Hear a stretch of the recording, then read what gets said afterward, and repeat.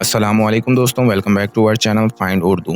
Starving starving का मतलब है बहुत ज़्यादा भूख लगी होना या भूख से मरने के करीब होना। ये तब होता है जब किसी शख्स ने लंबी देर तक खाना नहीं खाया और वो एक्सट्रीम हंगर महसूस कर रहा हो।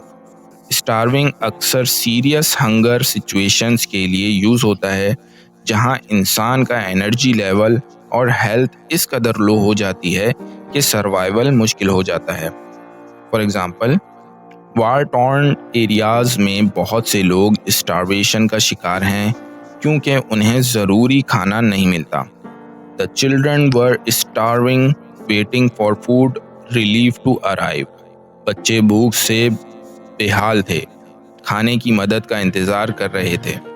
तो दोस्तों, स्टारविंग का मतलब है एक्सट्रीम भूख महसूस करना जो इंसान की हेल्थ और एनर्जी को अफेक्ट कर सकता है। उम्मीद है दोस्तों अब आपको स्टारविंग का मतलब समझ में आ गया होगा। मिलते हैं नेक्स्ट वीडियो में। शुक्रिया।